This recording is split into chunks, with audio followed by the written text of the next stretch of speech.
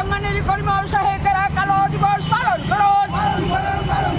এই কালো দিবস থেকে আওয়াজ তুলুন। অঙ্গনারী কর্মী ও সহায়িকাদের মাসিক ভাতা 26,000 টাকা করতে হবে।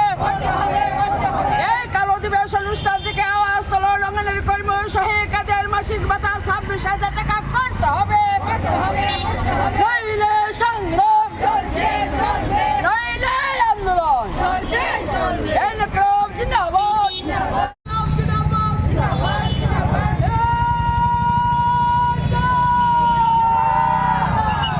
সর্বভারতীয় কর্মসূচি সারা দেশেই হচ্ছে। এটা হচ্ছে অঙ্গনাদি কর্মী সহায়িকাদের সেন্টার চালাতে গিয়ে নানান সমস্যার সম্মুখীন হচ্ছেন প্রতিদিন। তাদেরকে সবসময় চাপে রাখছে দিল্লি এবং রাজ্যের সরকার, চাপে রাখছে। যেমন ধরুন তাদেরকে মোবাইল দিয়েছে, অ্যান্ড্রয়েড মোবাইল দিয়েছে, কিন্তু এই মোবাইলগুলো একেবারে বাজে সস্তা মোবাইল। এবং যেটা সবচেয়ে বড় কথা, তাদের মজুরি ভাতা যেটা আমরা বলি অনারারিয়াম, সেটা খুবই কম। সেখানে বলছে প্রতিদিন তাদের সঙ্গে অনলাইন মিটিং করতে হয় দিল্লির সঙ্গে, মানে সেন্টার চলাকালে।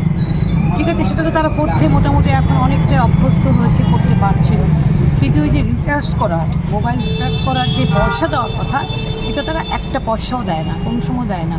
আমাদের এই গরিব মেয়েদের প্রত্যেক দিন যদি এইভাবে অ্যান্ড্রয়েড মোবাইল থেকে দিল্লির সঙ্গে, রাজ্য সরকারের সঙ্গে কথা বলতে হয়, তাহলে বুঝতেই পারছেন কদিন পর পরই রিসার্চ করতে হয়।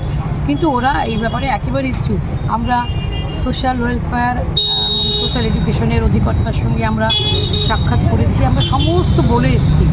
বলে না, হবে হবে, সব হবে, সবসময় কোনো সময় না করে। কিন্তু ওদের দিক থেকে, রাজ্য সরকারের দিক থেকে কোনো আমরা দেখি না ইনিশিয়েটিভ থাকে বলে। দিল্লি তো থাকেই না।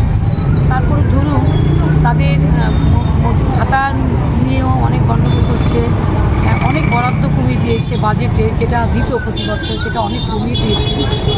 এবং বাচ্চাদের যে নিউট্রিশন, এত গরিব বাচ্চারা আসে গ্রামে, ট্রাইবাল এলাকাতে, প্রত্যন্ত অঞ্চলে, প্রান্তিক মানুষদের ছেলে মেয়ে, ওরা বাচ্চারা, ওদেরকে টিফিন ঠিকমতো দেওয়া যেতে পারে না, যাওয়া সম্ভব হয় না, কারণ টাকা ঠিকমতো আসে না, সময় মতো আসে না।